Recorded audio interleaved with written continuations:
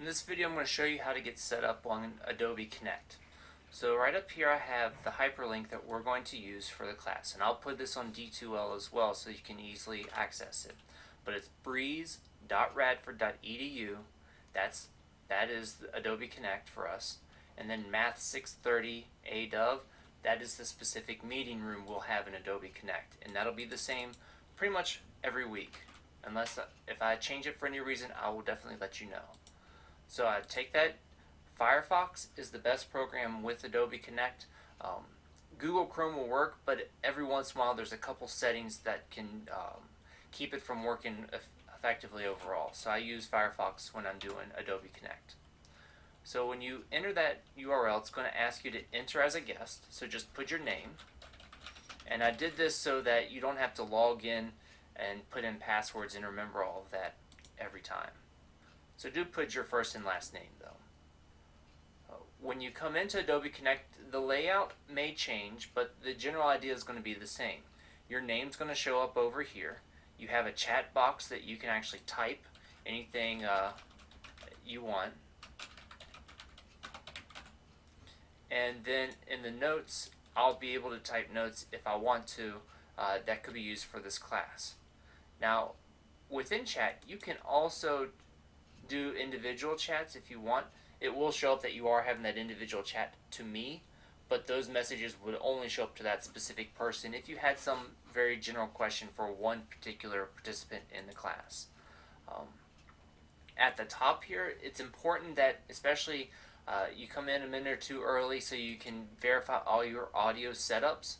So you just go to the audio setup wizard and then you push next and follow the steps. I'm not going to do that now because we'll get weird audio feedback if I do that currently. So just follow the steps and it'll set up everything. Make sure your audio is perfect for the actual meeting. To the right, you see here is the ability to change some of your speaker sounds.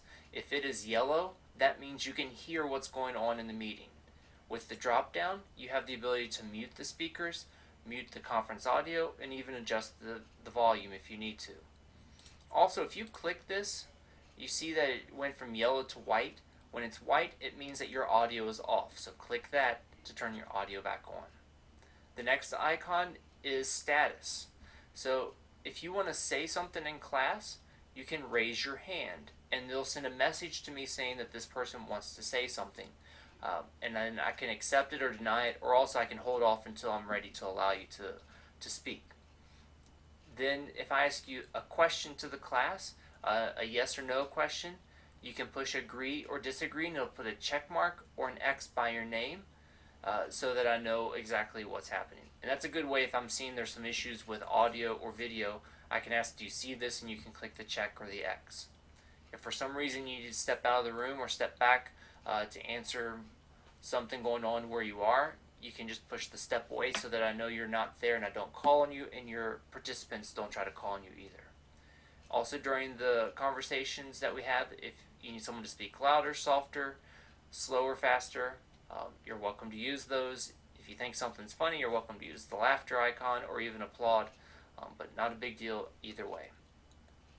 So also during the use of Connect, I'll be pushing to URLs. I'll be sharing my screen, and that'll show up here in this share box.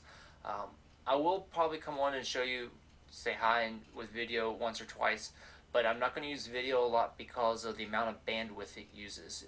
It's going to shut down some of your computers if I try to do that and kick you out. So we'll do a lot of audio with share screen. Also, I'm going to push URLs out to you, and when I do that, you're going to open up that URL in a new window. Now the problem is when it does that, it's going to come up full screen and you won't see the Adobe Connect window. So what you can do, let's say I open up another window here, and I'll just go to Google. So if I'm on Adobe Connect and say that window pops up that I'm sending you a URL, what you can do is come down to the bottom tab, and this is if you have a PC. If you right click, one of your options is to show windows side by side. So you want to make sure everything else is closed when you come to class on your computer, except for Adobe Connect, because when you push show windows side by side, it's going to open up every single window that you have. Oh, that didn't work. Let me use, there we go. So now I can see what's going on in Adobe Connect, and I can see what's going to happen as I need to play with the app or the URL that I've sent to you.